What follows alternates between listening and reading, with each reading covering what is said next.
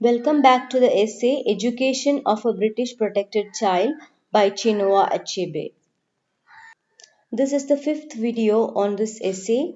In the last video, we discussed how the dispossessed colonized lifted their spirit with their sense of humor.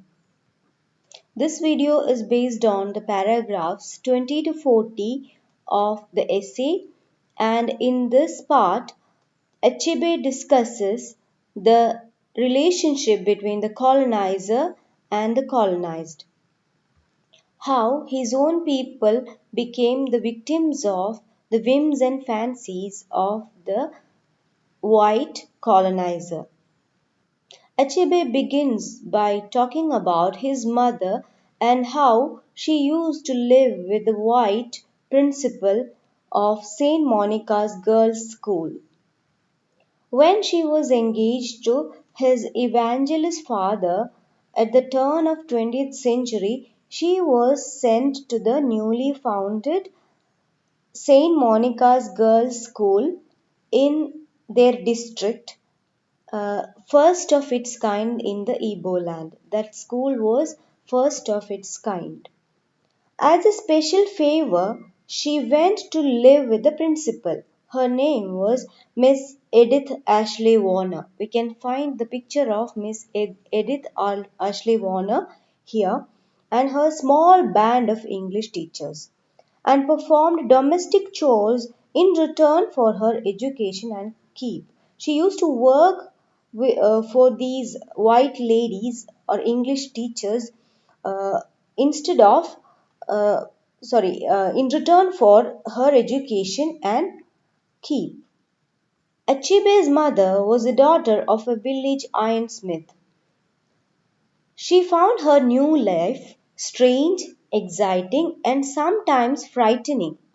Her most terrifying early experience, the discovery of a bowl of water, and in it was the dentures of her mistress.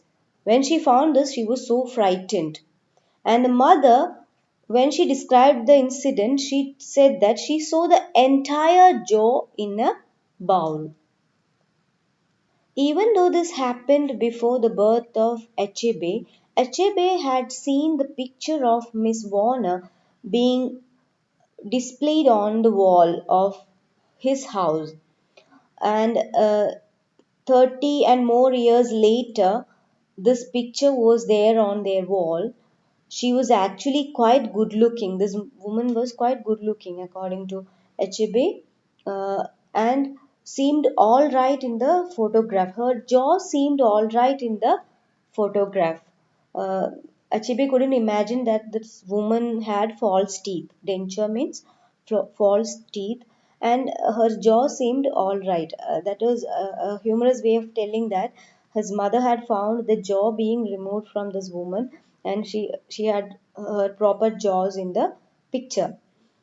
And she was a complete lady.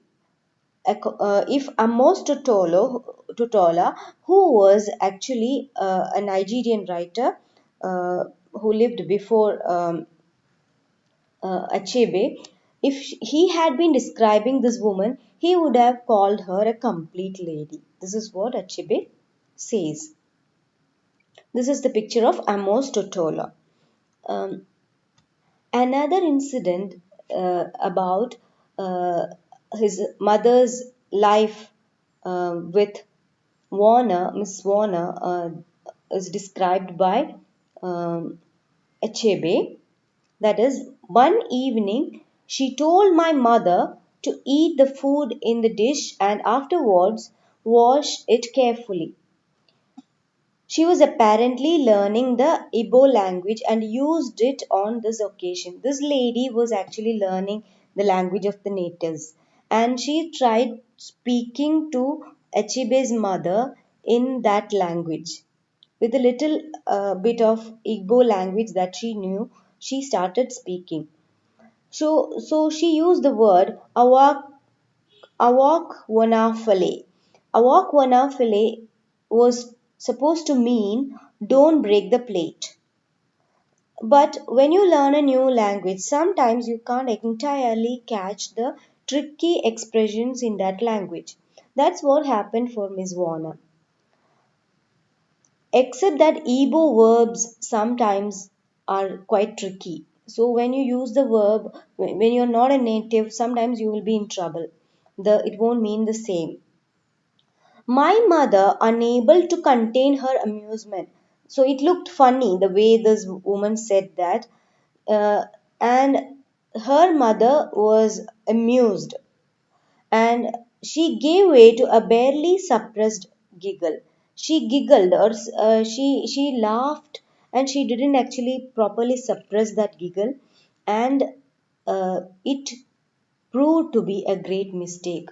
She was a proper lady and she didn't like this kind of a behavior from someone who was helping her, someone who was just a servant. The Victorian lady was not amused. She was not very happy with this behavior. She picked up a huge stick and walloped her good and proper. She thoroughly beaten up Achebe's mother. Later on, she called her and gave her a stern lecture on good manners. Because she was a good Victorian lady, she had certain manners of doing things and she taught a lesson. She lectured to Achebe's mother.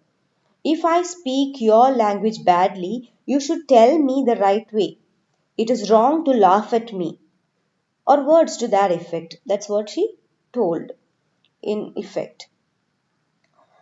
My mother told that story many times in my hearing, and each time we would all laugh all over again because our Wanafale is quite hilarious baby talk.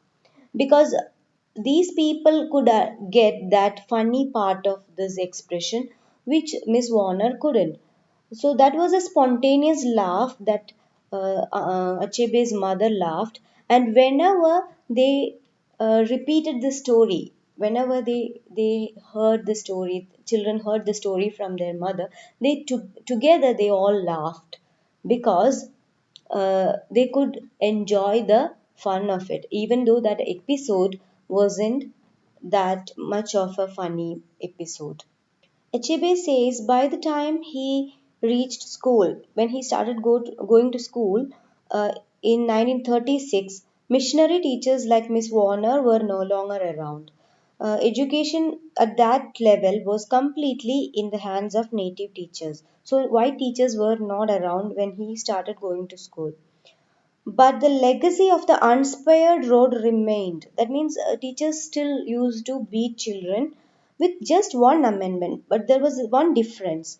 You were walloped, you were beaten, not for laughing when a mistake was made, but for making it.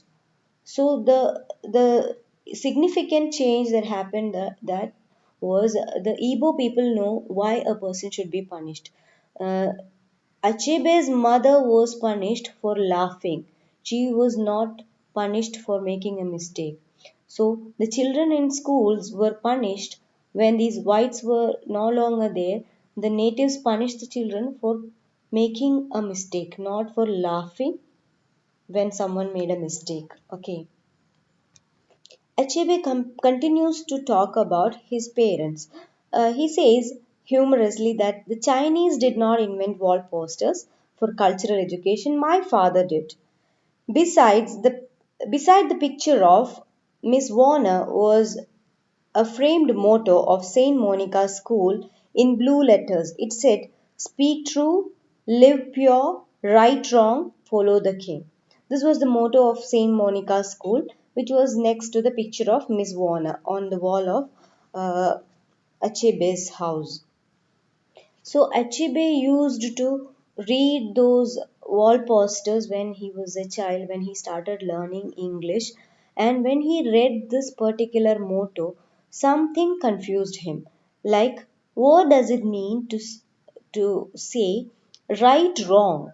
He couldn't understand the exact meaning of that phrase. So then he says that even the earnest Miss Warner would have smiled at the problem that I was having with English nouns and verbs. This is a person's difficulty. When someone is learning English as a second language, they won't understand these subtleties of the language. So he says, even Miss Warner would have smiled at this problem. Then he talks about other wall posters that his father had kept on their wall. uh, his father filled their walls with variety of educational material. There were Church Missionary Society early almanacs with pictures of bishops and other dignitaries. But the most interesting hangings were the large paste tubs which my father created himself. He had one of the village carpenters make him large but light frames of soft white wood, onto which he then gummed brown or black paper backing. On this paper he pasted colored and glossy pictures and illustrations of all kinds from old magazines. And one of the pictures was an impressive picture of King George V in gold red and gold, wearing a sword. There was also funny looking little man with enormous stride. He was called Johnny Walker. He was born in 1820 according to the picture and was still going strong. Actually, this was an advertisement of the liquor brand Johnny Walker, and this man he thought actually it was a real man. Achebe, when he saw the picture, he thought he was a real man. On the picture, it was written he was born in 1820 and still was going strong. So Achebe did not know much about this. When he learned many years later that this extraordinary fellow was only an advertisement for Scottish whiskey, I felt great sense of personal loss, he says, because this he had actually thought this man was a real person. And there was another poster of Nigerian National Railway route, uh, and in on the poster the N's and the R's served for both the words, and these things actually was contributing to his sense of the language. He says